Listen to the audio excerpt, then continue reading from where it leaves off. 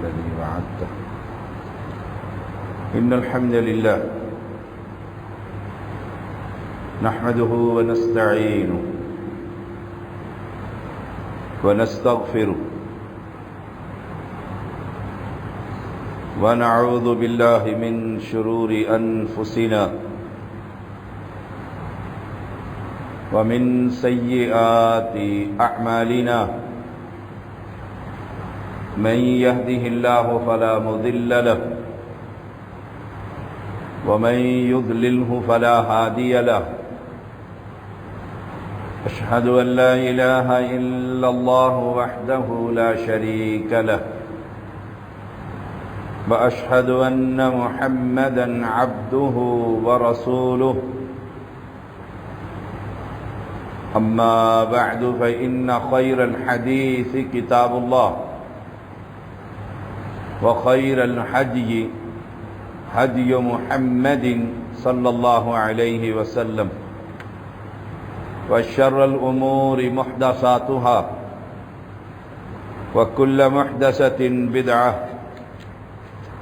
وكل بدعة ضلالة وكل ضلالة في النار. اللهم صل على محمد وعلى آل محمد كما صليت على إبراهيم وعلى آل إبراهيم إنك حميد مجيد. اللهم بارك على محمد وعلى آل محمد كما باركت على إبراهيم وعلى آل إبراهيم إنك حميد مجيد. فأعوذ بالله السميع العليم من الشيطان الرجيم. ولا تمدن عينيك إلى ما متعنا به أزواجا منهم زهرة الحياة الدنيا لنفتنهم فيه ورزق ربك خير وأبقى. ہر قسم کی حمد و ثنا اللہ وحدہ لا شریک کے لیے، جس کی رحمت اور توفیق سے رمضان المبارک کی ہم نے برکتیں اور سمیٹنے کی کوشش کی. اللہ کریم ہمیں رمضان المبارک کی وہ برکتیں اور رحمتیں ایک بار پھر دنیا میں عطا فرما. ان گن درود و سلام محمد الرسول اللہ صلی اللہ علیہ وسلم پر، جن کے ذریعے سے ہمیں اپنے رب کا تعارف ہوا اور جن کی اطاعت دنیا کے ہر شخص پر لازم ہے. قل یا ایھا الناس انی رسول اللہ الیکم جمیعا. ساری کائنات کے لیے وہ اللہ کا نبی اللہ کا کلام سنا رہے ہیں. فرمایا ولا تمدن عینیک الی ما متعنا به. اپنی آنکھیں ان چیزوں کی طرف ہرگز نہ اٹھا. نبی کو کہا جا رہا ہے اور سبق امت کے لیے. الی ما متعنا به ازواجا منہم، جو ہم نے ان کے مختلف قسم کے لوگوں کے لیے زہرۃ الحیات الدنیا، دنیا کی زینت کے طور پر ہم نے دیے. یعنی دنیا کی طرف اور دنیا کی نعمتیں جو ہم نے لوگوں کو دی، ان کی طرف اپنی نگاہ کو مت اٹھا. نگاہ اٹھانا دنیا کی طرف جائز ہے، لیکن دیکھتے چلے جانے پر پابندی. یہ فرق یاد رکھیے. یہ دنیا کی نعمتیں، دنیا کی زینت، دنیا کا مال و متاع، دنیا کی چدراہٹ، جاہ و جلال، منصب، مومن کو اس کی طرف نگاہ نہیں اٹھانی چاہیے۔ کیوں؟ لنفتنہم فیہ، یہ تو ان لوگوں کی آزمائش کے لیے رب نے ان کو دنیا دی۔ مومن کے لیے کیا ہے؟ وَرِزْقُ رَبِّكَ خَيْرٌ وَأَبْقَىٰ، تیرے رب کا دیا ہوا تو سب سے اچھا اور باقی رہنے والا۔ تو کسی بھی نعمت کو کہ فلاں شخص کے پاس لینڈ کروزر ہے اور میرے پاس سائیکل بھی نہیں، اب میں اسے ایک مرتبہ تو دیکھ سکتا ہوں کہ گاڑی گزر گئی، لیکن دیکھتے رہنا اور دیکھتے چلے جانا اور دل میں حسرت، اس پر پابندی ہے۔ فرق کیا ہوگا؟ ملے گا تو وہی، وَرِزْقُ رَبِّكَ، ملے گا وہی۔ ہم پر اثر کیا ہوگا؟ جب ہم دنیا کی چیزوں کو دیکھتے چلے جائیں گے تعجب کے ساتھ، حسرت کے ساتھ، تو اس کے حصول کی تمنا دل میں پیدا ہوگی، اس کے لیے حلال اور حرام کی تمیز ختم ہو جائے گی۔ جب دنیا کا حرص اور لالچ اور یہ نعمتوں کا حصول، اس کا نقصان کیا ہوگا؟ اللہ کے ساتھ جو اس مومن کا رابطہ ہے وہ کمزور اور ٹوٹ جائے گا۔ وَرِزْقُ رَبِّكَ خَيْرٌ وَأَبْقَىٰ، کیونکہ رسول اللہ صلی اللہ علیہ وسلم کا فرمان ہے، یہ دنیا اور دنیا کی یہ علائشیں، اللہ کے ہاں اس کا مقام کیا ہے؟ ایک مچھر کے پر کے برابر بھی اس کی حیثیت نہیں۔ اگر مچھر کے پر کے برابر بھی اس دنیا کی حیثیت اللہ کے ہاں ہوتی، اللہ مومن کو ضرور دے دیتے۔ وَرِزْقُ رَبِّكَ خَيْرٌ وَأَبْقَىٰ، اللہ کے پاس جو ہمارے لیے نعمتیں، اس لیے حدیث میں آتا ہے رسول اللہ صلی اللہ علیہ وسلم نے فرمایا، دنیا کا ایک کمزور فقیر جس نے دنیا میں کوئی نعمت نہیں دیکھی، کھانا بھی میسر نہیں، وقت کا مل گیا صبر کر لیا، شکر کر لیا، نہ ملا صبر کر لیا، وہ کل اللہ کے ہاں جائے گا وَرِزْقُ رَبِّكَ خَيْرٌ وَأَبْقَىٰ، اور اللہ تعالیٰ اسے جنت کا چکر لگوائے گا اور پھر پوچھے گا، میرے بندے دنیا میں کوئی تکلیف آئی؟ دنیا میں نہ سونے کے لیے، نہ کھانے کے لیے، نہ پہننے کے لیے، نہ عزت اور احترام۔ وہ بندہ کہے گا جنت کی نعمتیں پا کر کہ اللہ تعالیٰ دنیا میں تکلیفیں میرے پاس سے بھی نہیں گزری، یہ دنیا کی زندگی۔ وَرِزْقُ رَبِّكَ خَيْرٌ وَأَبْقَىٰ وَأْمُرْ أَهْلَكَ بِالصَّلَاةِ، اب دنیا سے ہٹا کر فرمایا اپنے اہل و عیال کو نماز کا حکم دیجیے۔ بات ہو رہی تھی دنیا اور اس کی آزمائشیں، اور ساتھ ہی آرڈر کر دیا اللہ کریم نے وَأْمُرْ أَهْلَكَ بِالصَّلَاةِ وَاسْتَبِرْ عَلَيْهَا،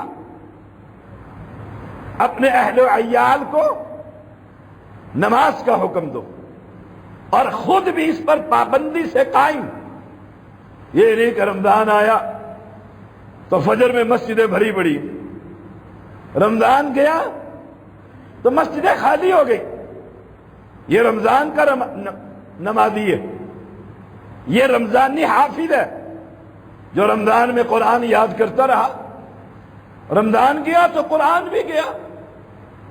وَأْمُرْ أَهْلَكَ بِالصَّلَاةِ، جیسے پابندی کے ساتھ رمضان المبارک میں نماز کی پابندی کی ہے، وہ تربیت کا مہینہ تھا، اب 11 مہینے تک اس پابندی کا اثر ہونا چاہیے۔ اپنے اہل و عیال کو وَاسْتَبِرْ عَلَيْهَا، پھر اس پر پابندی سے قائم رہ کہ رمضان میں تو اشراق کا بھی، چاشت کا بھی قیام ہے، تہجد کا بھی قیام ہے۔ اب 11 مہینے مومن چھٹی کرے؟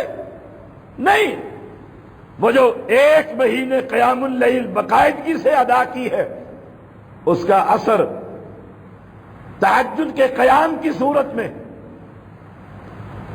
فجر کے قریب قریب رات کے تیسرے حصے کے اندر سارا سال نظر آنا چاہیے۔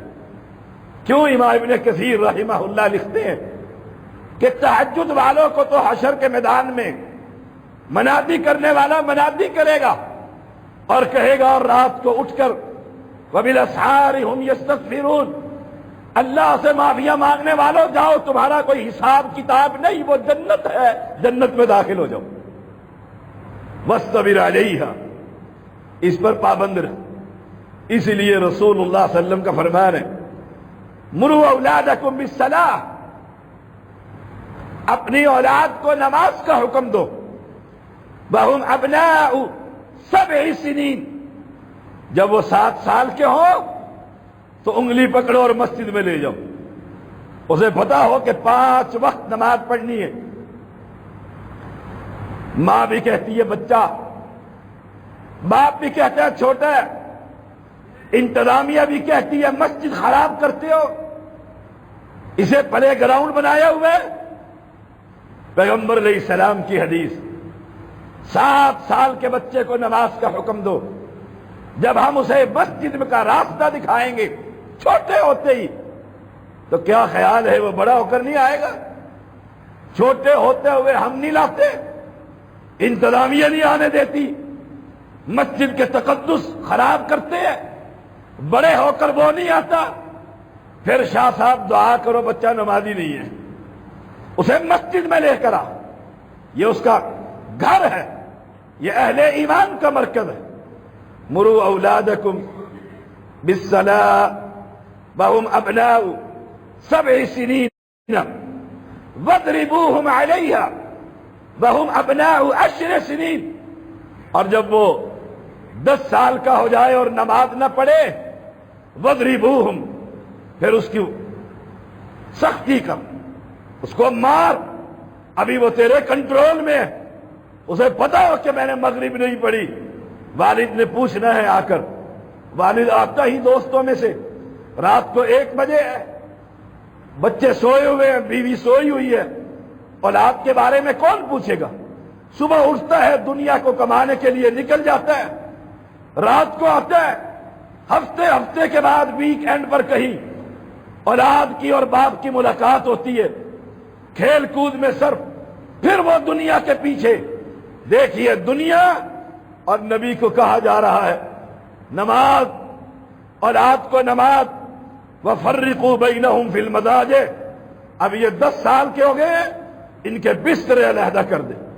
یہ حقیقی بھائی بہن ہے، یہ حقیقی بھائی ہے، ان سب کے بستر علیحدہ کر دو، اب ان کو اکٹھے نہیں سلانا۔ معاشرہ کہتا ہے اچھا بھائی بھائی بھی نہ سوئے، بہن بھائی ہے۔ یہ محمد الرسول اللہ صلی اللہ علیہ وسلم کا دین ہے کہ دنیا کی بجائے نماز، اب فائدہ کیا ہوگا؟ جب دنیا سے بے رغبتی کر کے نماز کی طرف آؤ گے تو جو دنیا کی وجہ سے تعلق کمزور ہوتا ہے، نماز میرا اور آپ کا تعلق اللہ کے ساتھ مضبوط کر دے گی۔ وَأْمُرْ أَهْلَكَ بِالصَّلَاةِ وَاسْتَبِرْ عَلَيْهَا لَا نَسْأَلُكَ رِزْقًا، ہم تجھ سے رزق کا سوال نہیں کرتے، نحن نرزقک، رزق تو ہم نے دینا ہے، رزق تو ہم نے دینا ہے، ہم تجھ سے کوئی سوال نہیں کر رہے۔ نحن نرزقک، رزق کی ذمہ داری تو ہماری ہے، حلال روزی اور طیب مال مقدار میں کتنی ہی کم کیوں نہ ہو، صبر اور غنا سے دل کو بھر دے گی، یاد رکھیے گا۔ اور راشی، چور اور ڈاکو، مسجدوں کے اندر چوریاں کرنے والے، معاشرے کے اندر گھروں کو لوٹنے والے، حرام کھانے والے، لوگوں کا مال دھوکے سے، یاد رکھیے گا دل کبھی غنا سے نہیں بھرے گا، کہے گا اور اور چاہیے. ابھی سٹیٹس اپ نہیں ہوا. بچیوں کی شادیاں کرنی ہے, لوگ آ کر گھر دیکھتے ہیں, سٹیٹس چیک کرتے ہیں, پھر یہ لوگوں کی چمڑیاں ادھیڑتا ہے. یہ غنا, دل کی تمنگری, حرام مال سے رب کبھی نہیں بھرے گا. لا نسألک رزقا نحن نرزقک. روزی کمانے کی وجہ سے بندے میں اور اللہ کے درمیان عبادت میں کمی ہو جاتی. صبح نکلا, شام کو آیا, باجماعت نماز میسر نہیں, کہیں کوئی لیٹ پڑی, کوئی کچھ ہوا. اللہ کریم کیا فرماتے ہیں؟ ہمارا مطالبہ لا نسألک رزقا, تجھ سے رزق کا نہیں, مانا ہم نے تجھے رزق کمانے کے لیے پیدا نہیں کیا, رزق تو ہم خود ہی تجھے دے دیں گے. کمال کی آیت کریم ہے. رزق کمانے کے لیے مزدور ہو یا آفیسر ہو, اونچی پوسٹ پر ہو یا مڈل کلاس کا ہو, لوئر کلاس کا ہو, بندے میں اور رب کے درمیان عبادت میں کمی آ جاتی. اس لیے فرمایا لا نسألک رزقا, ہم تجھ سے رزق نہیں مانگتے. نحن نرزقک, تجھے ہم نے رزق کمانے کے لیے پیدا نہیں کیا. یہ تو ہماری ذمہ داری ہے کہ تیری ایک ایک ضرورت کو ہم نے پورا کرنا. نحن نرزقک والعاقبۃ للتقوی, اور عاقبت آخرت, انجام کار متقی کے لیے. اور متقی دنیا دار نہیں ہوتا, وہ دین کے پیچھے چلتا ہے. دین کے پیچھے, جب وہ دین کا طالب ہوتا ہے, دنیا اس کے دین کو خراب کرنے کے لیے اس کے پیچھے خود بخود آتی ہے, خود بخود آتی ہے. اس لیے فرمایا نحن نرزقک, یہ ہماری ذمہ داری, ہماری ذمہ داری, تیری ذمہ داری نہیں. یہ رب نے پورا کرنا ہے. اور مجھے یاد آیا, ایک شخص تھا, وہ اپنا دنیا کے ساتھ تعلق تو میرا بھی ہے, آپ کا بھی, ہر شخص کا ہے, محنت تو کرنی ہے نا. وہ اپنی آفس کو کھولتا, دکان کو کھولتا, اور اس کی اہلیہ دن میں جس چیز کی ضرورت ہوتی وہ لکھ کر بھیج دیتی. یہ لگاتا صبح بیٹھ کر کہ 10 روپے کا سامان چاہیے اس دور میں, اور یہ دکان کھولتا, جو ہی 10 روپے کمائی ہو جاتی یہ دفتر بند کر دیتا اور مسجد میں جا کر اللہ کی عبادت کرتا کہ آج کی ضرورت پوری ہو گئی ہے. قرآن کی تلاوت کرتا, فرض نماز کا قیام باقاعدگی سے. یہ سلسلہ اس کا زندگی بھر رہا, زندگی بھر. اللہ کی شان ہے, بچیاں جوان ہو گئی, بچیاں جوان ہو گئی. ایک مرتبہ ایک شخص دکان کے بالکل سامنے, بالکل سامنے, میاں بیوی آئے, گاڑی خراب ہو گئی, وہ دھوپ میں کھڑے تھے, پنچر لگوا رہے تھے. حکیم صاحب نے کہا اندر سٹول پر بیٹھ جائیے. وہاں بیٹھ گئے. بیوی نے کہا چلو ان کا دل رکھنے کے لیے پنکھا لگا ہے, ان سے دوائی لے لیتے ہیں. بے اولاد تھے. انہوں نے وہ کہا یہ لو, دوائی دے دی, 10 روپے لے لیے, دکان بند کر دی. وہ چلے گئے. انہوں نے اس لیے دوائی لی کہ اس نے ہمیں بیٹھنے کی جگہ دی ہے, اور جا کر کھا لی, اللہ نے اولاد دے دی. سبحان اللہ و بحمدہ. ادھر اس کی بچیاں جوان ہوئی, اس کا تعلق اللہ کے ساتھ ویسے ہی رہا, ویسے ہی رہا. ایک دن یہ دکان پر آ کر بیٹھا تو اہلیہ نے لمبی لسٹ بھیج دی بچی کی شادی کا پروگرام. پہلے تو 10 روپے کا سامان تھا, اب یہ زیادہ ہو گیا ہے. اس نے جو دیکھا اور رب سے کہا اللہ تو ہی پورا کرنے والا ہے. نحن نرزقک, کمال ہے اس, یہ توکل اور رب کے ساتھ تعلق کی بات. کہا نے پرچی سمیٹی اور بیٹھ. وہی جوڑا جو سال پہلے کہیں آیا تھا، وہ تلاش کرتا ہوا اس کے پاس پہنچا اور کہا ہماری بچی جوان ہو گئی تھی، چند دن قبل اس کی شادی تھی، اچانک اللہ کے پاس چلی گئی۔ تو ہم نے وہ سارا ساز و سامان سوچا آپ کے بھی بچیاں ہیں، آپ کے گھر پہنچا دوں، یہ ٹرک آ گیا سامان اتروا لے۔ سارا سامان جب گھر بھیجا، عورت ہی ہوتی ہے، اس نے پوچھا اچانک پیسے اور سامان کہاں سے آئے؟ نحن نرزقک، فرمایا رزق تو ہم دیتے ہیں، ہماری ذمہ داری ہے یہ پورا کرنا۔ اس لیے رب نے یہ نہیں فرمایا کہ جاؤ دنیا کماؤ، نہیں، وما خلقت الجن والانس الا لیعبدون ما اريد منهم من رزق وما اريد ان يطعمون ان اللہ هو الرزاق ذو القوة المتین۔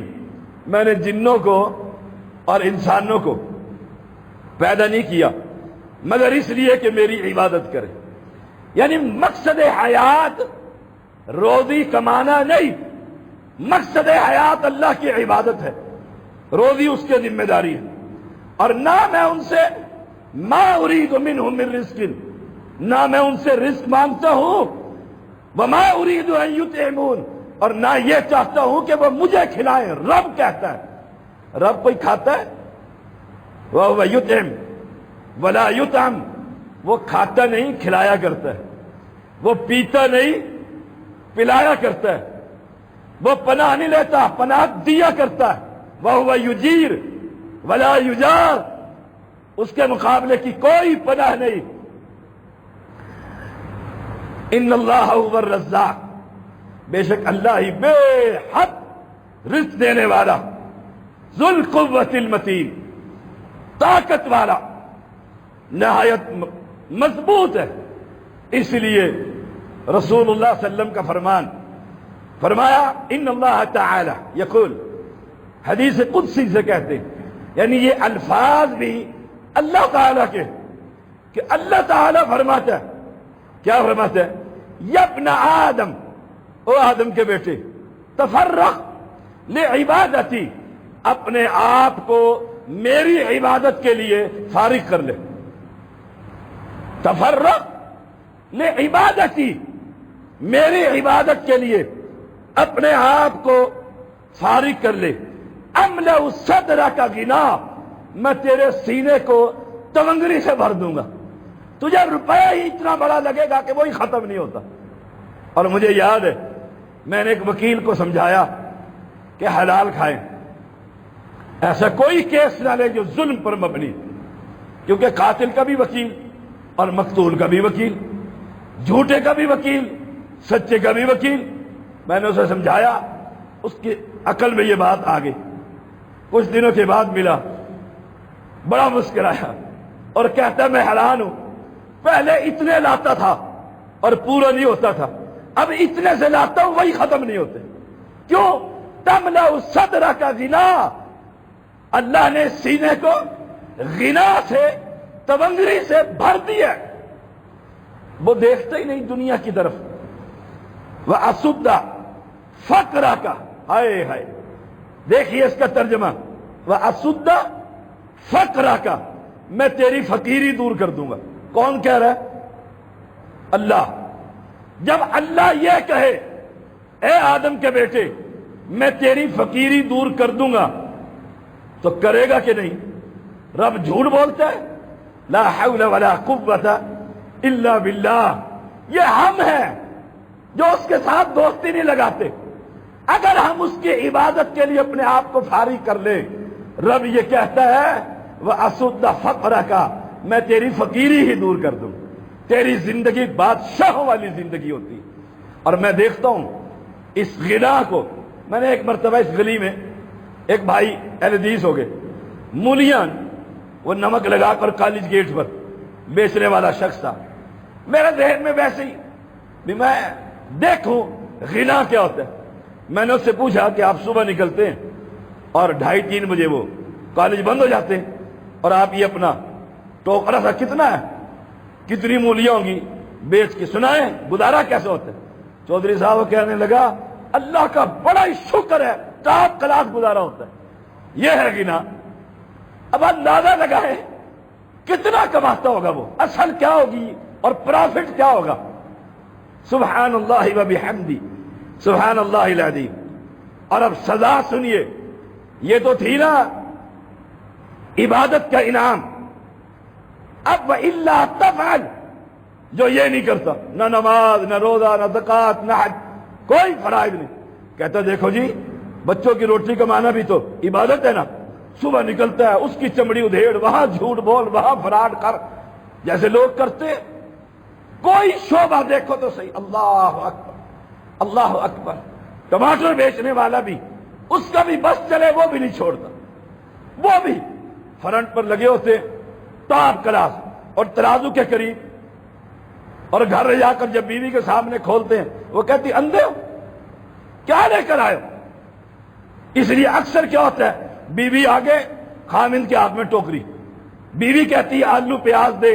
اس بیچارے کو تو آلو پیاز کی بھی تمیز نہیں, اسے ایسے فارغ کر دیا اس معاشرے نے.